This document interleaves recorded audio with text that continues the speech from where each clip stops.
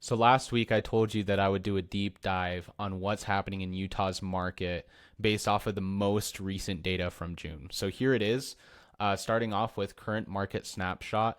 Home listings, which means just the amount of sellers out there wanting to sell their home, has gone up 7% year over year. So that means if you're a seller, you've got more competition as you hit the market.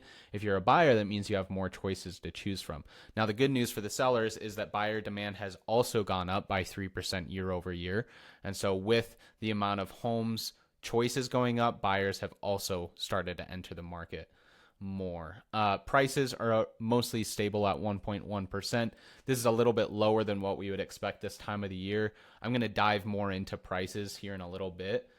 Buyer versus seller market reality. So Zillow puts out a market heat index map every year and of like where they feel like each metro area is in, whether it's a buyer's market or seller's market. You'll notice here that the blue represents a buyer's market and the red represents a seller's market. Zillow has placed the Provo, Utah metro area, which is like mostly Utah County, at a score of 59. And so you can notice that we're certainly not in the seller's market that we experienced during 2021 at 81, but we're certainly not in a buyer's market either. Now, something to note, though, is that is a lower score than we've had at any point within the past 5 years. So something to just kind of keep in mind. As we look at prices as a whole, this chart, I know it can kind of be confusing to look at, but what it's showing is the year over year average price increases or decreases. Okay, so it's going all the way back to 2015. And basically what it's showing is that price increases have started to moderate quite a bit. Right at this 0% line, we can see that in 2023, prices actually did fall across the state on average.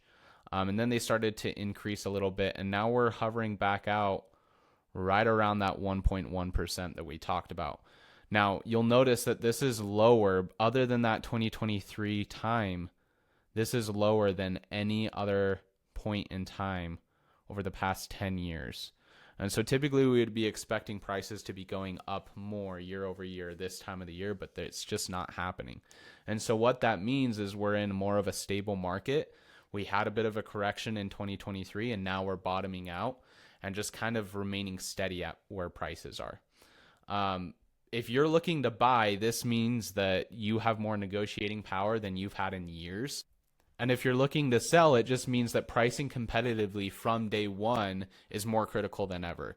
Now, homes are still selling, and there's still plenty of demand out there. We're only at 3.8 months of supply, which is more than we've experienced recently, but it's still not like a buyer market frenzy by any means. And so it just means that, buyers have more choices to choose from. You got to price it strategically and competitively from the beginning, because if it's overpriced, it's just going to sit on the market. So what does this mean long term? Utah's still in an area that's growing rapidly. Our employment data is really good. Economically, the state is in really good position. I think long term, we're going to continue to see the demand for housing here grow, and thus prices grow as well.